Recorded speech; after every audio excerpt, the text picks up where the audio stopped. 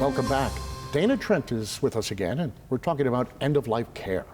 And I know it's a topic that everybody thinks about, and maybe we don't really have that discussion. And Dana, thanks for hanging around. 'Tis the holidays. Ho, ho, ho, what a topic to bring up. Yes. But you do have an opportunity here, though, don't you? Because everybody's going to be getting together with family. So how do you bring this topic up? That is the billion-dollar question. It's a difficult topic to bring up. No one wants to talk about it. Let's just be real. Let's put that out there. And so there are myriads of ways, myriads of tools that you can use to bring up this topic. Number one is to make it lighthearted. So when my mother wanted to have a tough conversation, she always said we're going to have dessert first. And so we would have chocolate, we would have cake, and we would eat our dessert, and then we would talk about whatever tough topic it was. And by having that sweet meal together, the start of the meal, it helped us get our laughter going and stories, and then we were ready to talk about something a little tougher. And the thing to remember is that laughter and tears are not mutually exclusive. Yes, these are hard topics, but this is your family, these are your choices, this is your plan, and even if you only spend 5 minutes on it and say, hey, by the way, everybody, I would like to be cremated when I die. And even if they say, oh, don't be ridiculous, you're not gonna die, they will remember that you would have said that. And so when the time comes, they'll say, hey, didn't Dad say that he wanted to be cremated? Because you've planted a seed during the holiday season. Is that what you do? You do. Sure, Sometimes I want to die at home. Right, exactly. Well, I want to die it's tough to bring at home. up along with Christmas, It isn't it? is. It's so, but you know what? One of the opportunities is when we gather for the holidays, often we think about loved ones who are no longer with us, right? And so it's also an opportunity to recall a recent death in the family and to think about what went well and what could have gone differently. You know, if you felt like the loved one's wishes weren't honored or you wish you had done something differently, it's an opportunity to think about, well, moving forward, here's what I would like for my wishes. You know, I've been taking the perspective as the old guy who's going to die here, but you know, I have kids. Right. What if the kids want to go, hey, Dad, you know, maybe you should think about this. Now, please help those who might be watching this morning start that conversation. Yes, that is tough.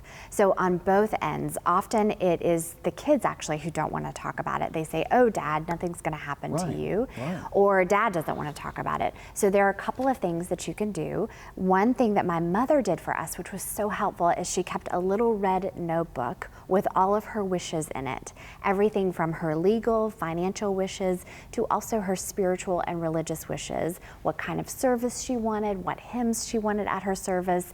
So even if we didn't feel like talking about it, we knew the red notebook was there. And so that's important to start on either side, either from the kid's perspective or the parent's perspective.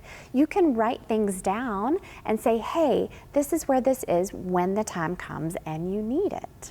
You know, I know some family members would go around the house and tape, this is for you, Bill. That's got right. it behind the picture of, you know, George Washington, whatever it is. That's right. So you're right. I do recall folks doing that. I want to go back to the end of life, the health part, if I could, for just a moment, because there's so much to talk about there. And you talk about the plan itself, but the procedures. What happens if something happens quite quickly to you? How important is your relationship, for instance, with the doctor, and that doctor's relationship with the person you've given the authority to pull the plug or not pull the plug out? How does that work? And is it important? It is important. In the state of North Carolina, we have what's called an online advance directive registry, which means that the moment you do your legal paperwork, it can be registered with the Secretary of State. So if anything happens, but I'll use myself as an example, at 38, all of my paperwork is done. So if I enter any emergency room in the Triangle, the doctor on duty, even if I do not know him or her, can pull up my advance directive online and see what my wishes are. And that is useful because that doctor may or may not know me, and also the family member, of course, may or may not know the doctor. And so it's important to do the legal aspect, but of course, let your primary care physician also know what your wishes are so that they can have it in your file as well in their office. The spiritual part Yes. is important as well. And I It think, is.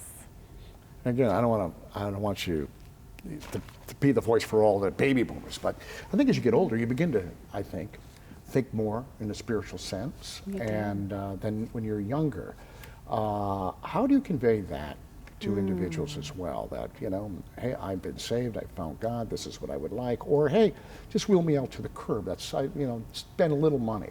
But Right. that is an important part of closure for the folks. It is. More so for them than for you. It is.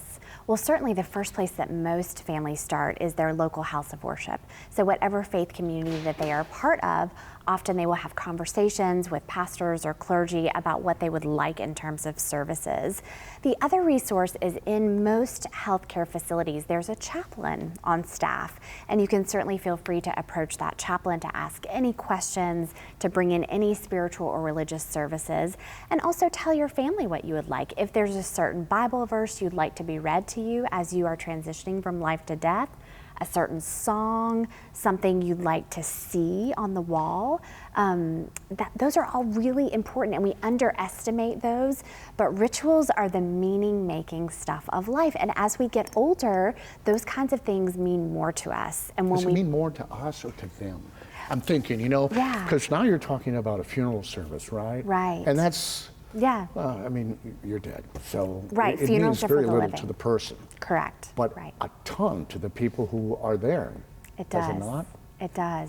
My mother always said funerals are for the living. Yes. And even though she had written her plan for us in the red notebook, she said, you all are free to do as much or as little of this as you would like. I've written out my own funeral plan at 38, and my husband is free to do as much or as little as he likes. And so really the most important part for the person who would like to receive certain rituals is really during that time between life and death. If you want something very specific that you want your family to do for you at bedside, that's really what's important for you to voice with them. Sounds like communication is the key Yes, here. It really is. communication. Well, don't you go away, and don't you go away either, because when we come back, how you can help others with their end-of-life plan. Stick around.